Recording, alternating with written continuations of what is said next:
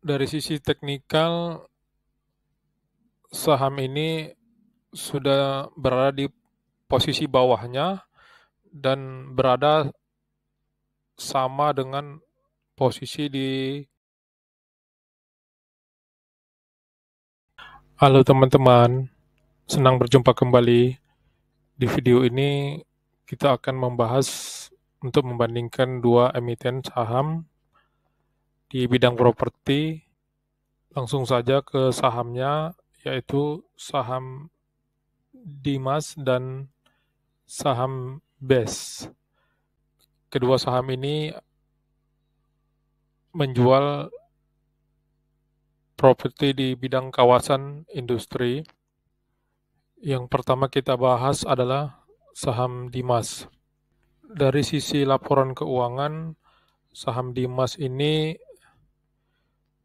cukup menghasilkan laba yang lebih baik dibanding tahun 2021.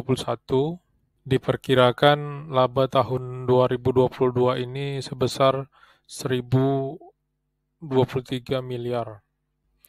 Walaupun di tahun 2020 membukukan penjualan yang sangat baik, akan tetapi di tahun 2023 ini sektor properti sepertinya akan mendapat panggung. Dari sisi neraca keuangan, saham ini terlihat cukup sehat. Terlihat dari kas secara kuartalnya itu sebesar 1,1 triliun dan tidak memiliki hutang bank, baik dalam jangka panjang maupun dalam jangka pendek. Dari sisi arus kas, saham ini juga membukukan nilai yang positif sebesar 726 miliar dan modal operasi yang dikeluarkan juga terbilang cukup kecil sebesar 89 miliar, sehingga ini arus kas yang dimiliki menjadi cukup besar di angka 637 miliar. Artinya saham ini benar-benar memiliki uang operasional yang sangat besar dari sisi operasinya, di angka 637 miliar.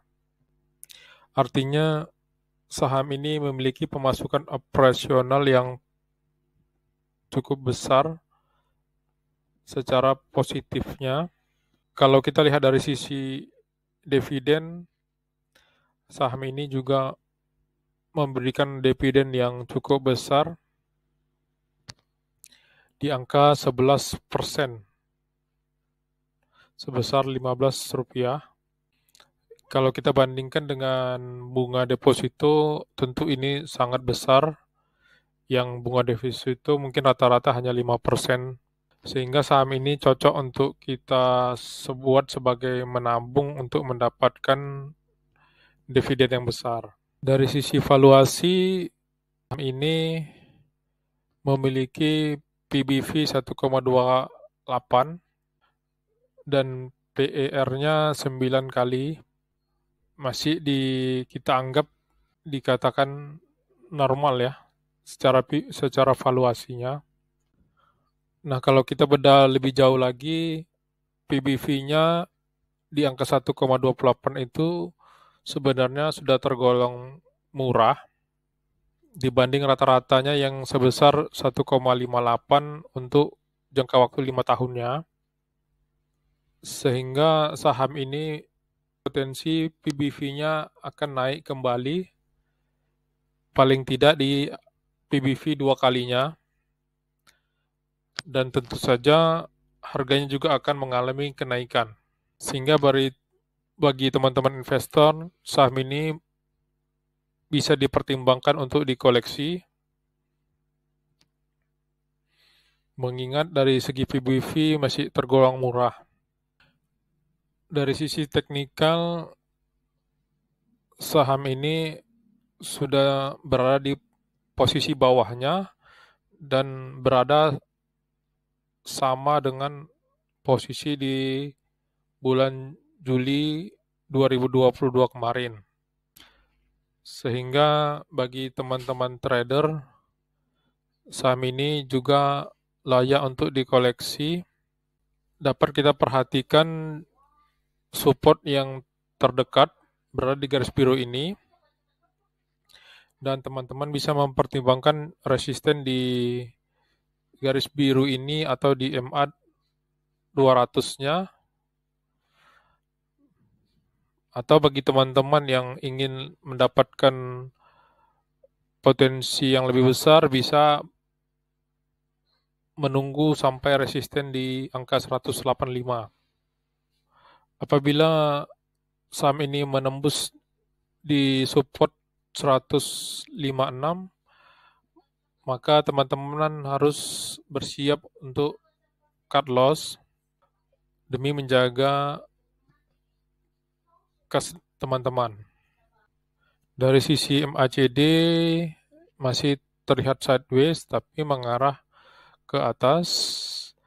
Dari sisi stochastiknya juga sudah berada di atas. Dari sisi bandar detektor terjadi sedikit akumulasi, tetapi kalau kita lihat dari sisi grafik terjadi penjualan di saham Dimas ini. Grafik bandar detektor ini mengalami kenaikan, kemungkinannya saham ini juga akan naik. Karena kita lihat dari grafik, baik bandar asing maupun bandar lokal sudah berhenti melakukan penjualan. Terlihat dari grafik dalam posisi sideways-nya. Nah, bila grafik dari bandar detektor ini mengalami kenaikan, kemungkinan harga sahamnya akan bergerak naik juga. Dan teman-teman juga bisa mengikuti apabila saham ini memiliki tanda-tanda sinyal untuk naik.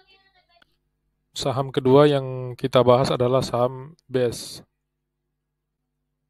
Dari laporan keuangan, saham BES ini mengalami